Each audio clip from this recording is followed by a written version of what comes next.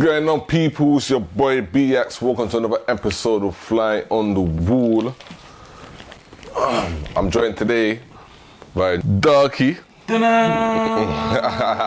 Thank you, man. Thanks for inviting man and Come on. putting man on the platform. You get me? Well, new chapter is saying. Welcome on, people. Bigger things. Fly on the wall, man. Them. Yeah. Come on. Nah, but we have to. We got to start off with Matt Hancock.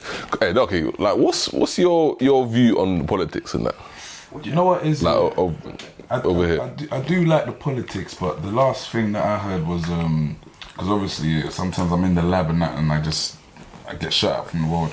Yeah. The last thing I heard was the Asian guy became Prime Minister and President. Richie seen that? Yeah. That's the last thing I heard. Yeah, and you heard of Matt Hancock. Oh yeah. What's He's the former health secretary. Okay.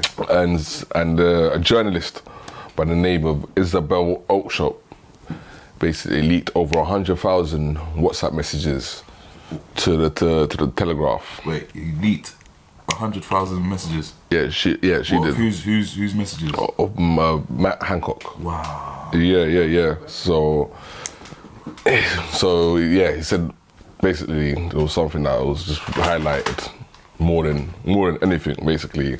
Like the plans to frighten the public, innit? Yeah. I knew that was fake, bro. So they can introduce a new variant, innit? Yeah, a variant from Kent. You know what I'm saying? So he was talking to another minister about, basically plotting to basically introduce another one. So they can intensify lockdown rules, basically. You know what I'm saying? So, yeah, this journalist as well, she's vocal in it about anti-lockdown in it. She's been very vocal about that as well. So, and he said that's just an attempt to assassinate his character in it, and basically another agenda for like anti-lockdown people. So yeah, he's. See how they're trying to push it underneath? But you've been caught out, and he's saying like, nah, it's a conspiracy against me. Well, basically, yeah. They get away with murder, man. Bro, Matt Hancock again.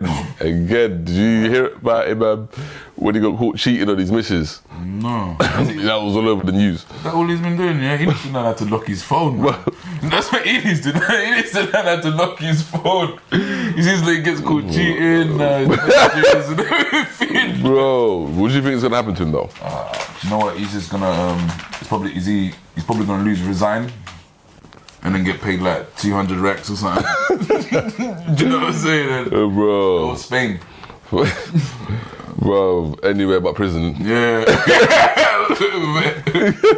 Anywhere. With a hefty payment, he's gonna get a payment. So many messages got exposed that it's taking time for everyone to go through all the messages and like unveil all the that my man's actually said. And Wow. it's that Bro. much. So there's some raunchy stuff in there. There's that much that's been exposed that, like I said, like every hour more new stuff is coming out. Bro, how does man get his messages, bro? Hundreds of thousands of messages. This is what I'm saying. Yeah, that's a mad thing. Bro. WhatsApp messages amongst the man them, the political man them. Bro. Imagine This is, bro. Imagine what the banter's gonna be like. The secretary, one of the secretaries was bantering, laughing at all the people that stayed in COVID hotels, Yeah. saying that they're all staying in like cells or something like that. He was bantering. Wow. Yeah. They're all laughing. I can imagine still. They're like, oh look, we got 13 million people staying indoors today. Because Do you know what I mean? with these people, but the proof is in the pudding. You've been caught out, so like, why do like the police not charge these people, right? I don't. Who they working for? Who's the police working for though? It's working for them, innit? They're meant to be working for us. Okay. Okay. So like, come on, man. So like, are these lot gonna ever end up in court and get like, what's this? Is it suggested? Like, okay, they've leaked it now. So what's next? That's what I want to know. What is next? What do you actually think is gonna happen next? What do you think is gonna happen next? He's gonna get a slap on the wrist. And what's a slap on the wrist? Slap on the wrist. Jail time, community service? They're gonna advocate for him to stand out, I presume. Okay. That's usually, but he's out of that position anyway now, isn't it? you know, that was a really important position now. You know, he's just trying to say, oh yeah, it's all BS and they're lying on me. Wow. he's trying to say why he's in another like influential position in government somewhere. Can we take him to court? Bro, he should be. He should be taken to court. Like a minister's greenlighting it. That's the elites that we're talking about. Yeah, that's crazy. You know what I'm saying? You know, at the time as well, lockdown, when people who did question it, you know, so this just shows like, nah, like this is, you know, what certain people were thinking was in fact true. But then doesn't that make you think? Like Pfizer, they've been getting in trouble. You know, it's all coming out now. But then don't you think that the whole world's in on this thing because there's a lot of countries that were... Oh, yeah, bro. Trust me, it's a whole rabbit hole. You can just go on about this. Well, I just hope that something really actually happens. If there's any justice in this. Yeah, if there's any justice in this world, yeah. And Malcolm X's family as well. I heard about that. Have charged the CIA. Yeah, that's a good So one. there'll be more evidence to prove that the government were involved in the assassination of Malcolm X as well. So that's good news. Like, what do you think's gonna happen with that? Like, we need to know what happened, innit? Like, there's family, there's evidence. Right now, do you know what it is, yeah? What I believe is that this is such a high-profile killing. So much things could have changed. Like, could have went left, right. Do you know what I'm saying? So it's important for us to know who made this decision to stop this guy. We need to understand. So maybe us as a black community, we might even work together even better to push our narrative better. You know what I'm saying? Knowing that right, these people actually were trying to stop us moving together. No, definitely. Yeah, the civil rights lawyers involved as well. You know, like I said, very high-profile killing. There's a lot of powerful people that are involved, for sure. And my thing is, it's like we've seen you can actually sue the CIA, you can sue the government. Fred Hampton, he was the leader of the Black Panthers. Okay. Yeah, there's a film about him, Judas and the Black Messiah. So his family sued the government. Did he win? They proved that the government was involved. So you can do it, but obviously, yeah, we'll see what happens. Yeah. Darkie, so we're gonna get into your story. Okay, my a bit. Story. Jack of all trades. Yeah. Yeah, man. So, Where did it all begin? Where did it all begin? Yeah, were you as a creative? You know what? I didn't even know I was creative, but I was creative because in secondary school I used to play steel pans. But I didn't really think it was like creative, like, you know what I'm saying? I just love doing music. Yeah. So obviously left secondary school. I did the generic thing of getting a trade. Became electrical installation. I've done electrical installation. Then 1, 2, 3. Yeah. And then obviously like I started hanging around my friends more. And then what were your friends like? They were nice people. Well, I thought they were nice people, innit? But to the world, they're troublesome. Yeah. So I started getting involved in certain things, and then Yeah. it went left. And then Where'd you grow up? Huh? Where did you grow up? Oh, Peckham. I grew up in Peckham. For the Old Kent Nam. Road. Peckham, Old Kent Road, Elephant. Then I became a gypsy and started moving around. And then I came back to the manor and I was like, right, you know what? I need to get stuff correct. So then I got a job and I started doing music. Yeah. And then we started a group called Abstract Music. Me, Yogs, Karma, Nadia Rose, and J King. Yeah. Yogs was I was more like the Afrobeat artist. Okay. So cool. Yogs was doing the more rapping. With my visuals are always like, I need dancers, I need this. Yeah. Do you know what I'm saying? Yeah, So it's a bit harder for me to get my visuals done. Nah, So I hear Yogs was shooting these music videos, and then we was using the guy from Channel AKA at that time. Channel U for you millennials. Yeah, Channel U. Alright, so then boom, through then, met Digi, shooting for Yogs' video. Digi's like, you're funny. I'm like, I know. And he's like, I'm doing this thing called Trollstation. And I'm like, right, you know what? If I can't get my music out there, I'll get my face out there in the scene. Yeah. So I started doing Trollstation. So multi-talented. Yes, well, yeah. So I went into the troll station. I saw what they were doing. Yeah. And then DJ was like, "What do you want to do?" And I was like, "I don't really know." Yeah, I was like, "Oh, I've got an idea for you. Do you want to shop cheese? Yeah. You want to sell food? You can like obviously at that time, people thought cheese was a herb, and so I'll go around selling cheese to people. And then the video the next day, I'm getting phone calls from people who I haven't even spoken to for like years. Like, okay, what you doing on the TV, bro? What do you mean, bro? Like, what's going on? Like, then I went to my socials, and just going nuts, and I was like, rah, this thing actually works. So you was creating a buzz yourself? Yeah. Through that video, that's what got me like more into the YouTubing. Yeah. So that after we done that, that whole prank of basically is like. Would you say you're a comedian? I'm more of an entertainer. The comedy's within me, if you understand what I'm saying, is like, I just like the whole aspect of media, the whole everything, the sound, even when it comes to like, you see like doing films, getting the sound, everything, I love everything about it, do you know what I'm saying? Of course. If you were to say your bread and butter, as an entertainer, you know. Okay.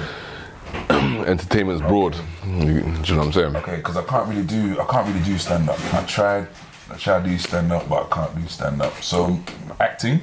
Yeah. Because basically, you see that Trollstation. To be funny, I don't think you have to do stand-up to be funny. For me, you don't necessarily. I think people are just. I think it's either you're funny or you're not really.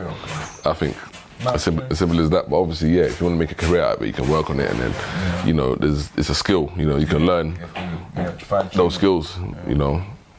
But I think it's like acting, because you see that Trollstation, it's like an acting when we create, the whole thing is to the person who's on the other side, they're supposed to believe the situation that's happening. Yeah. So like even with my pranks and everything, I tried to make it a little bit relatable to my surroundings. So like with the whole selling the cheese thing, there's a lot of people in the ends selling stuff and that, so I wanted them to relate to it.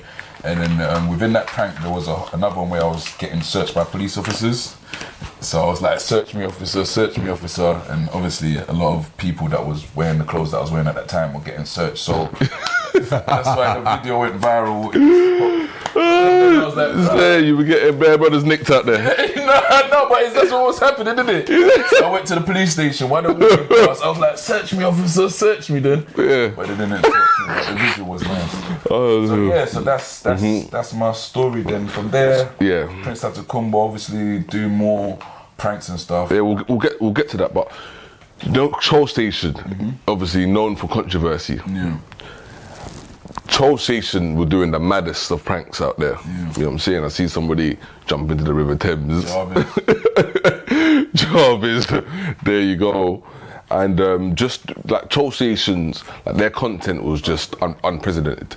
You know, things they were doing were crazy. Obviously, they were doing the numbers, you know. And Nathan as well. Yeah, shout out Nathan. I went to school with him. Like, he's pranks. He's funny. What funny? He's funny in real life. So, what happened with Trollstation? Because you, man, like, were doing the most, innit? And like the government were onto you, man. Like, I was hearing all sorts at the time. So, where'd you start, bro? Like, we had to break up our first girls, basically. Obviously, we done a prank that didn't go too well. Because we was in the line side of vision, because we was doing a lot of things that were getting police attention, and then we went into the art gallery pretending to steal the painting. It went wrong. What happened? Like, obviously, what was supposed to happen, it was supposed to be like a old school black and white comedy where the robbers are falling into each other, they've received it, take their mask off, start fighting, and the whole, because you know my whole thing was play fighting. Yeah. So that's what was supposed to happen. But then as soon as everyone started running, because of our things, we only got one take, I just had to improvise. So then I improvised to like, okay, we're not play fighting, because if you watch the video, we're running into each other and dropping, but everyone's running. Do you know what I'm saying? So it's like we're doing it to no audience. You know what I'm saying?